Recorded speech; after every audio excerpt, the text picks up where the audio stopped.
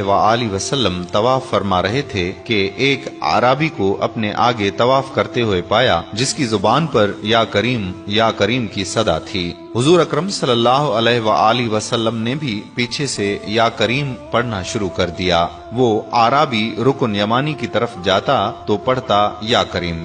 پیارے نبی صلی اللہ علیہ وآلہ وسلم بھی پیچھے سے پڑھتے یا کریم۔ وہ اعرابی جس سمت بھی رخ کرتا اور پڑھتا یا کریم تو حضور پاک صلی اللہ علیہ وآلہ وسلم بھی اس کی آواز سے آواز ملاتے ہوئے یا کریم پڑھتے۔ اعرابی نے تاجدار کائنات صلی اللہ علیہ وآلہ وسلم کی طرف دیکھا اور کہا کہ اے روشن چہرے والے، اے حسین قد والے، اللہ کی قسم اگر آپ کا چہرہ اتنا روشن اور عمدہ قد نہ ہوتا تو آپ کی شکایت اپنے محبوب نبی کریم صلی اللہ علیہ وآلہ وسلم کی بارگاہ میں ضرور کرتا کہ آپ میرا مذاق اڑاتے ہیں۔ سید دو عالم صلی اللہ علیہ وآلہ وسلم مسکرائے اور فرمایا کہ کیا تو اپنے نبی کو پہچانتا ہے؟ عرض کیا کہ نہیں۔ آپ صلی اللہ علیہ وآلہ وسلم نے فرمایا کہ پھر تم ایمان کیسے لائے؟ عرض کیا کہ بن دیکھے ان کی نبوت و رسالت کو تسلیم کیا اور مانا، اور بغیر ملاقات کے میں نے ان کی رسالت کی تصدیق کی۔ آپ نے فرمایا مبارک ہو، میں دنیا میں تیرا نبی ہوں اور آخرت میں تیری شفاعت کروں گا۔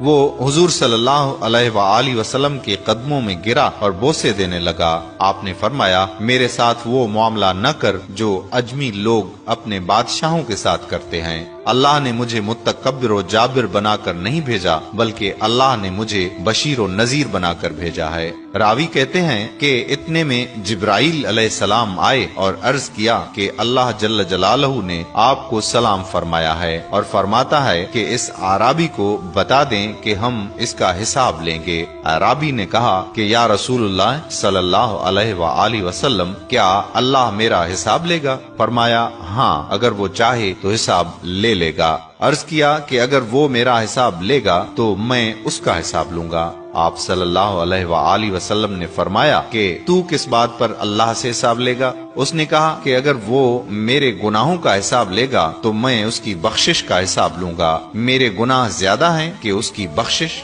اگر اس نے میری نافرمانیوں کا حساب لیا تو میں اس کی معافی کا حساب لوں گا۔ اگر اس نے میرے بخل کا امتحان لیا تو میں اس کے فضل و کرم کا حساب لوں گا۔ حضور اکرم صلی اللہ علیہ وآلہ وسلم یہ سب سماعت کرنے کے بعد اتنا روئے کہ ریش مبارک آنسوں سے تر ہو گئی۔ پھر جبرائیل علیہ السلام آئے، عرض کیا کہ اے اللہ کے رسول، اللہ سلام کہتا ہے اور فرماتا ہے کہ رونا کم کریں۔ آپ کے رونے نے فرشتوں کو تسبیح و تحلیل بھلا دی ہے۔ اپنے امتی کو کہیں نہ وہ ہمارا حساب لے نہ ہم اس کا حساب لیں گے، اور اس کو خوشخبری سنا دیں کہ یہ جنت میں آپ کا ساتھی ہوگا۔ کیا عقل نے سمجھا ہے، کیا عشق نے جانا ہے، ان خاک نشینوں کی ٹھوکر میں زمانہ ہے۔